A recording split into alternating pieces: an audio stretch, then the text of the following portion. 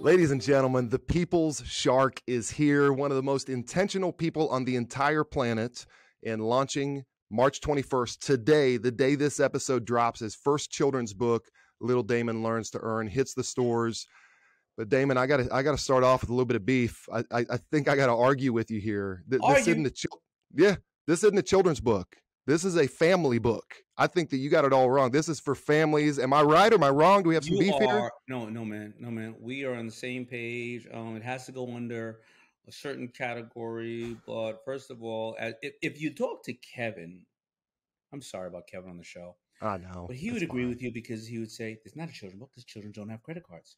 But that's not the reason it's not a children's book. It's not a children's book because it's a family book, because a parent like me, who the reason why it came out of a need was I was able to connect with my 6-year-old daughter by reading it to her, but simultaneously while I read it to her, families start to absorb this information and think about it in their own ways. Because sometimes, you know what, life is treated us really bad as adults. We got caught in this trap called growing up, and we got caught in this trap of hearing no more and thinking it can't be done, unlike when we were kids. So I love that you agree with that, and I appreciate it, and thank you for having me.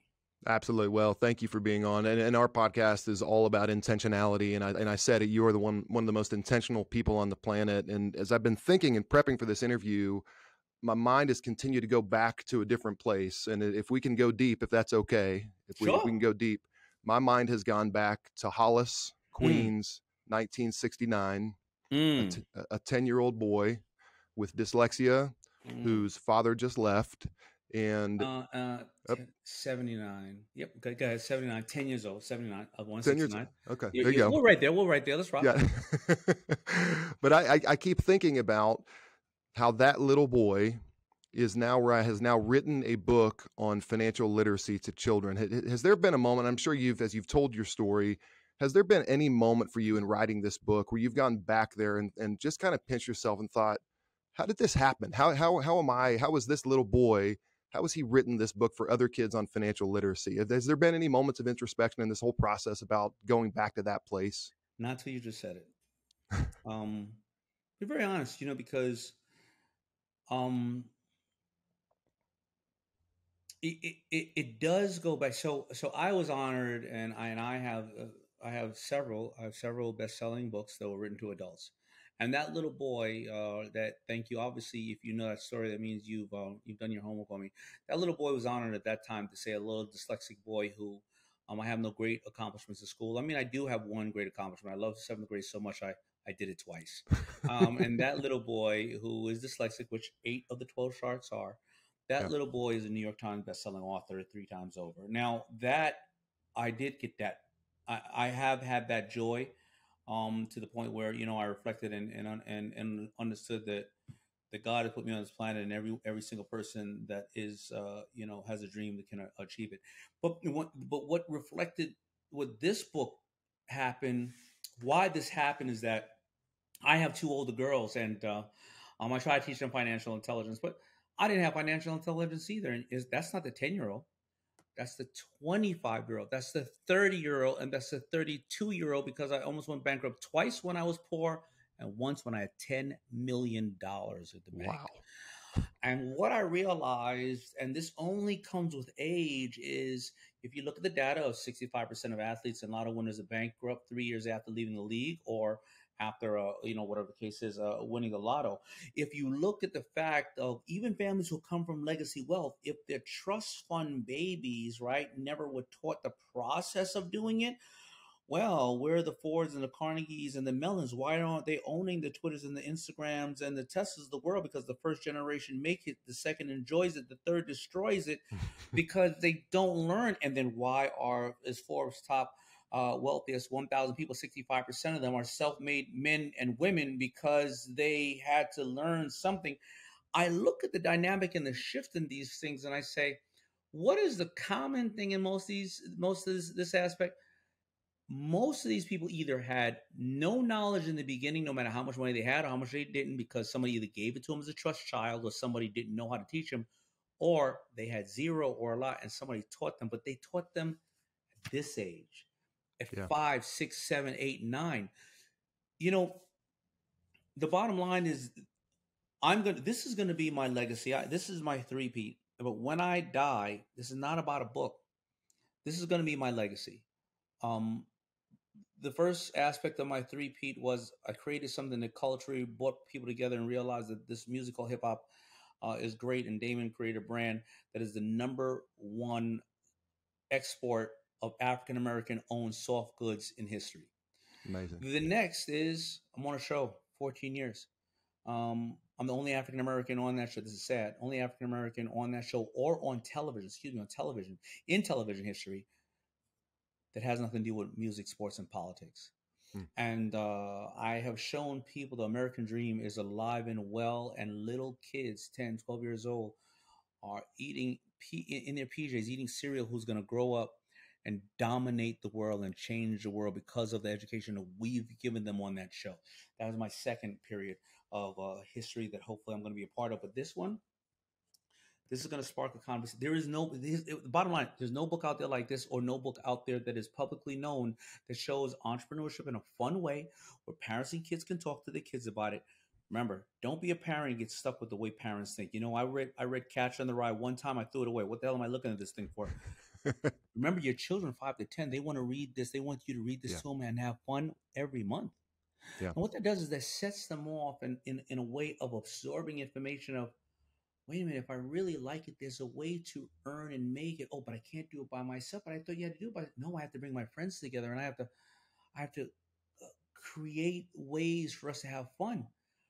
I'm tired of reading my daughter stories of princes and princesses and little girls who have to wait for people to come to them, and they drop their glass slipper, and maybe a prince will come to them, or they got to throw their hair out of a window, or somebody got to kill a dragon. No, my little girl, you know what my little girl's gonna do? She's gonna make glass slippers for her friends to hang out with, or she's gonna make glass slippers to sell, or she's gonna make so many damn glass slippers that the prince is gonna be like, "Where's that girl that owns this building?"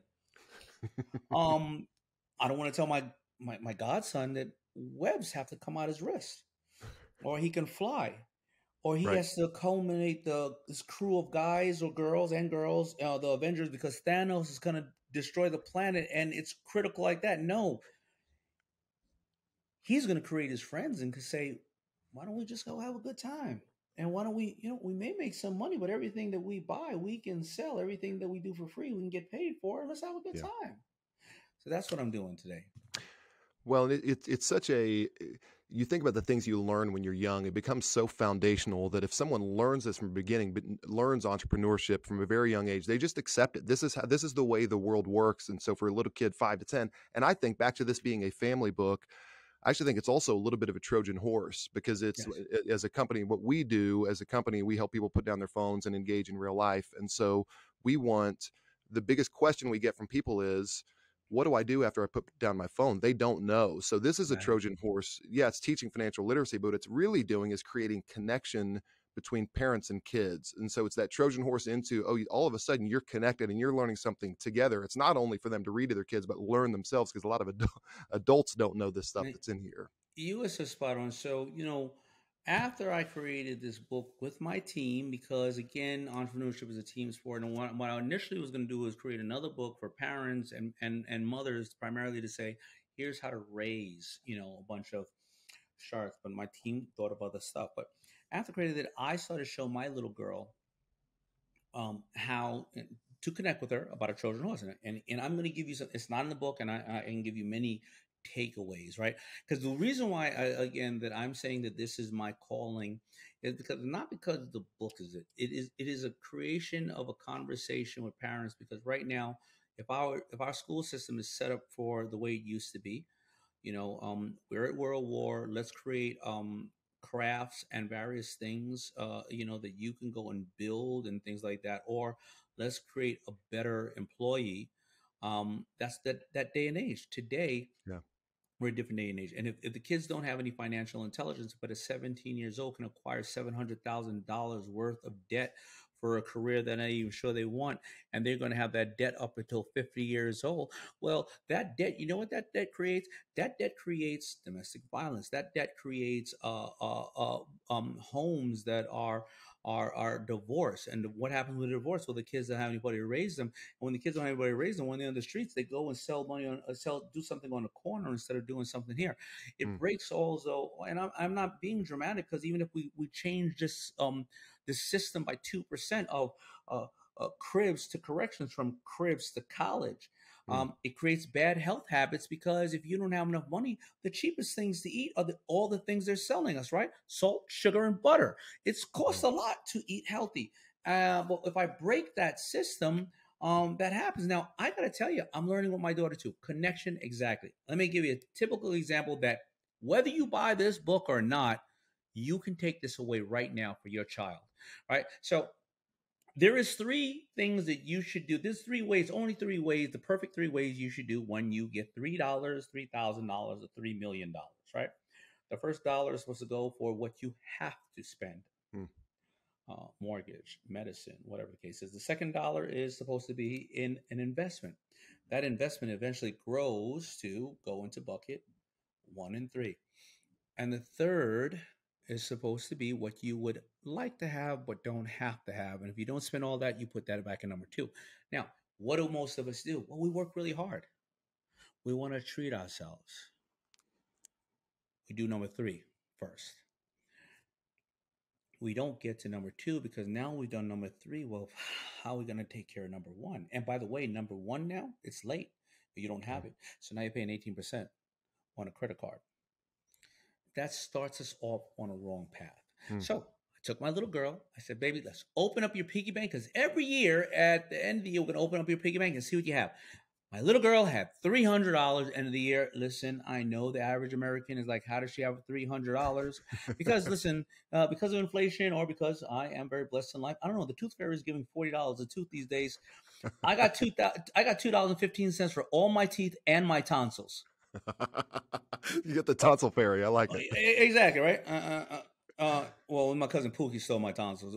Whatever. Anyway, we take the first 100. Remember, when you tell your kids, you know how hard daddy and mommy work. You know what they say? For money, they say, "Yeah, I do." You know what they're saying? No, I really don't. I was just brought into this world, and you were paying for anything anyway. You brought me in this world. That's your problem, bozo. But they don't want to say that. All right. So we take the first 100. Baby, you got to give this to mommy and daddy to help with the rent. You're so with the mortgage. You're so great. And she looks at me. She's like, "Yes, daddy." She's thinking, "Who cares?"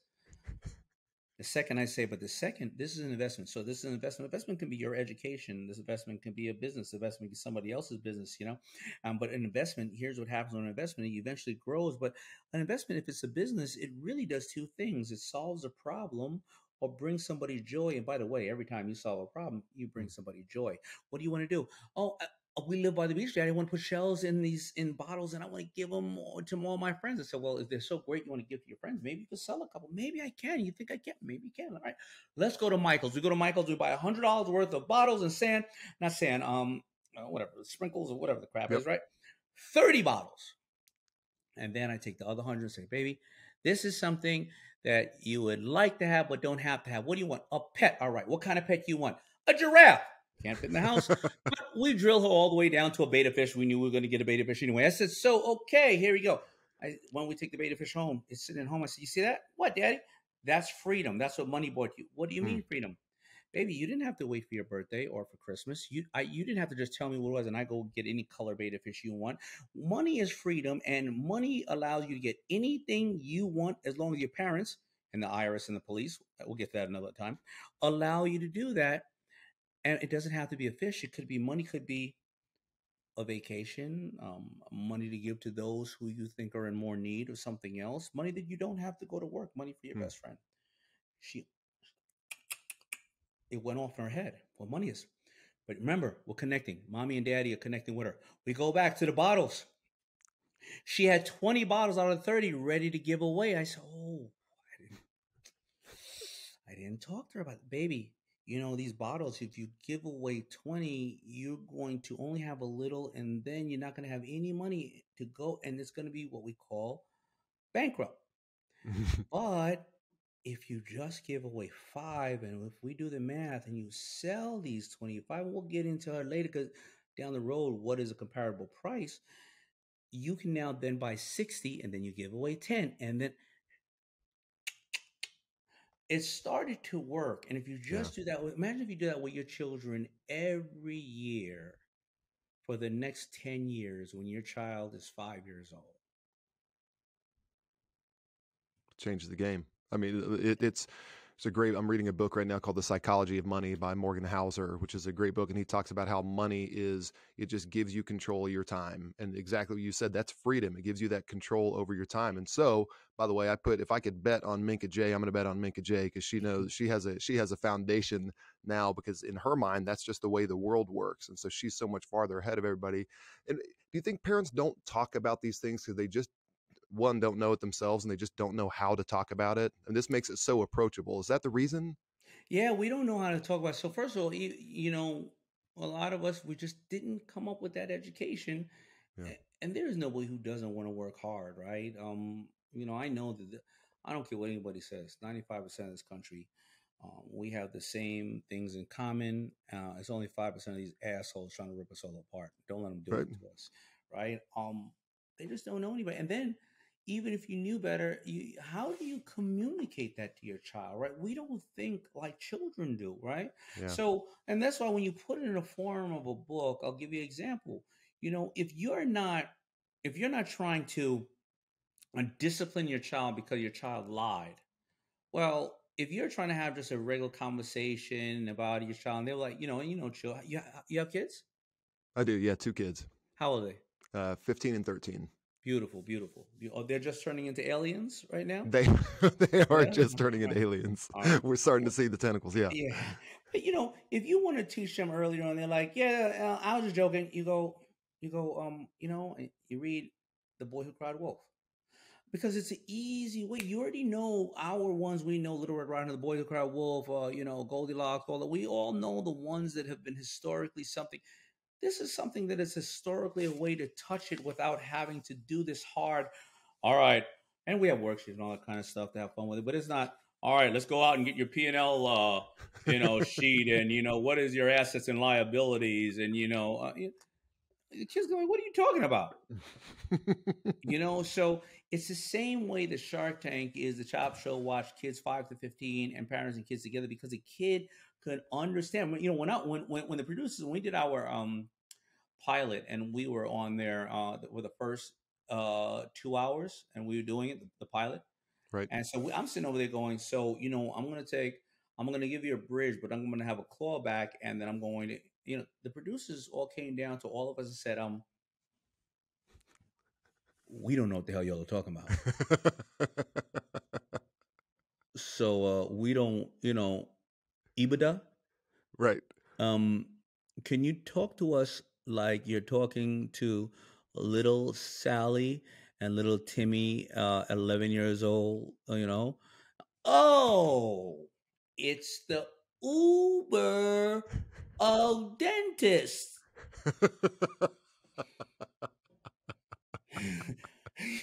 But that's how Shark Tank works, and now kids are busy negotiating with their parents in the middle of the house,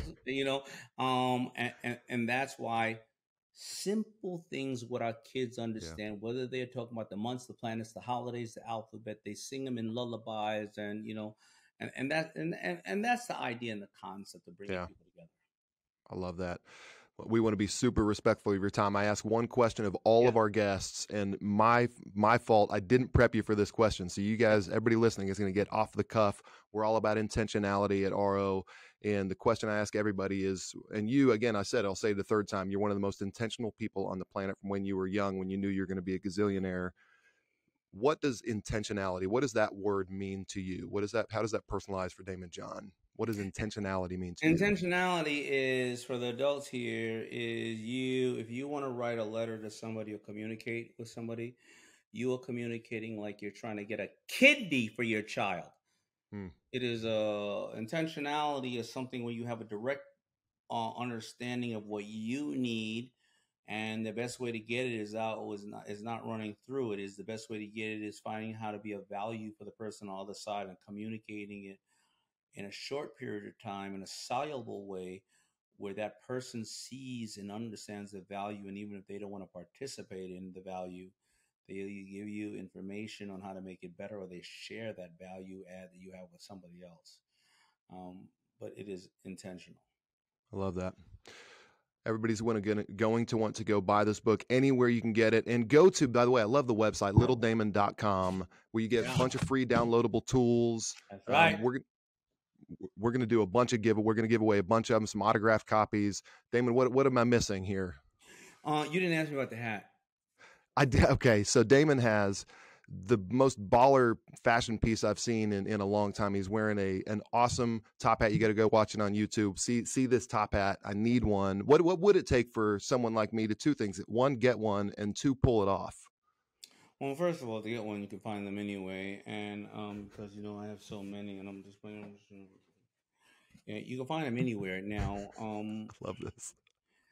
You got to be intentional about these things. You see, my duty is to go to my grave, being the man who sparked the financial intelligence change in our country with our children. And when our children see me in a $10,000 Tom Ford suit on TV, I'm unapproachable. I'm not anybody they can relate to.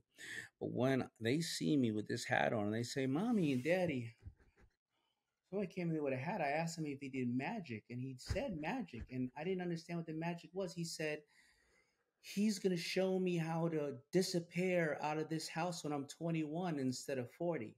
Oh, he's going to show me how to good. turn $1 into $3. He's going to show me how to get paid or make money or gummy bears or doing whatever I want to do. He's going to teach me magic for the rest of my life. And that's the only way that I'm going to talk to them and get to them. And by the way, any other parent that doesn't agree with that is I'm realizing that I feel bad for you because you like top hats. You like hats. See, when you were a kid, if I would left, actually, if I leave this hat with any of the parents, they're going to run around by themselves with it. You like Frosty the Snowman. You like the Cat in the Hat, right? You like Willy Wonka. Don't lie to me. You like to go to the Kentucky Derby and see all those big old hats. You even like Bill the Butcher. But whatever it is, you like That's hats. Stop lying to me. You like hats. What about Abraham Lincoln?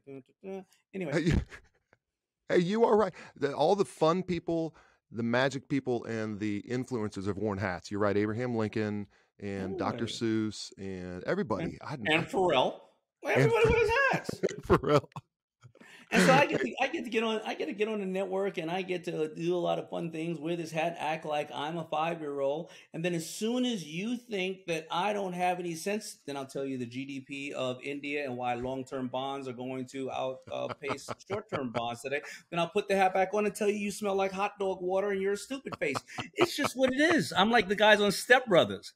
Oh, man. Exactly. The guys in Step Brothers in the interview with top hats. Just brilliant. Daymond, you've been generous with your time. Thank you for what you're doing. I really mean it. And the way you just walked through the cascading effects of financial literacy, this will change a generation. This will change people's lives. And I'll leave it at this: is just like you were the 10-year-old boy in Hollis. I think about the 10-year-old boy in Hollis right now, this second, 2023, who's going to get their hands on this, and it's going to change their future. So thank you. Thank you very, very much for everything you're doing. I really appreciate you. And I got to tell everybody, before we came on, you said you're going to buy a bunch of books to give away in your heart.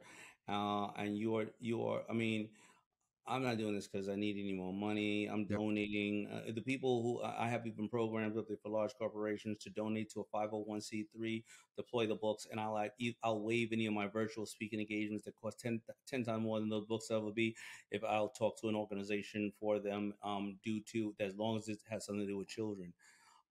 So it is an honor and a joy. And you didn't tell, well, I think you did say you'll give away, but you didn't tell them that I didn't give you the books. You're buying these yourself just to give. And if you go to littledaymond.com, we have packages where you can buy one and give one.